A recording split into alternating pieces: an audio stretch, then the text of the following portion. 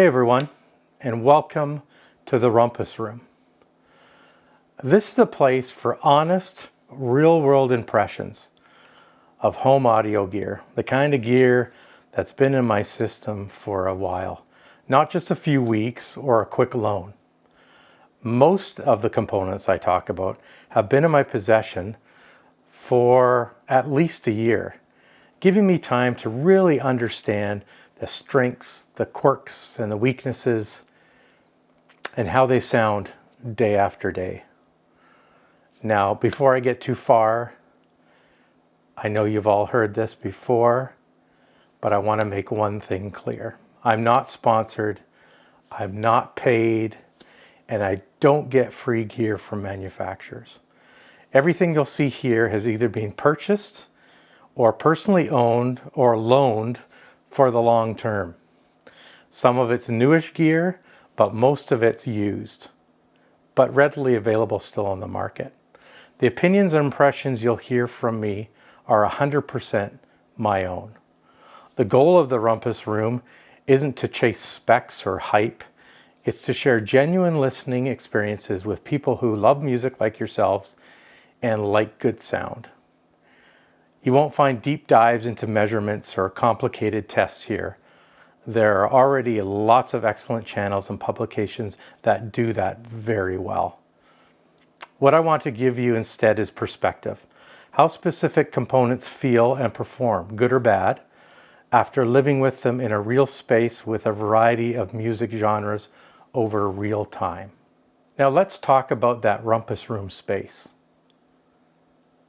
This is the Rumpus Room, or at least a drawing of it, and a few pictures to give you an idea of what I'm working with. It's not a dedicated studio or an ideal listening lab. It's a lived-in, multi-purpose room. One end is closed and the other opens up into a kitchen and bar area. It's where I listen to 2-channel music, watch movies, and on the odd occasion, entertain friends. The room itself measures about 15 feet wide and 12 feet deep, and it's had a bit of an acoustical journey. When I first moved in, it was way too lively, too much echoing and reflections bouncing everywhere. So like many of us in this hobby, I started adding acoustical treatment panels to try to tame things down a bit. At first I went too far. The room ended up sounding flat and lifeless, and over time I've found a balance that worked. Enough absorption to calm things down, but still keeping that energy and presence that makes listening enjoyable. I'll be doing an episode a little bit later that dives into room treatments, some of the stuff that worked, what didn't, and a few budget solutions that might help if you're dealing with similar challenges.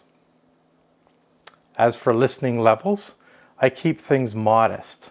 I usually listen to between 55 and 70 decibels, enough to enjoy detail and dynamics without shaking the walls. But I'll admit it, when the neighbors are out, I do like to turn it up and really let the system breathe.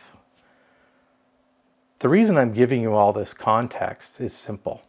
The room, the setup, the listening habits, they all play into a huge part of how a piece of gear sounds and performs.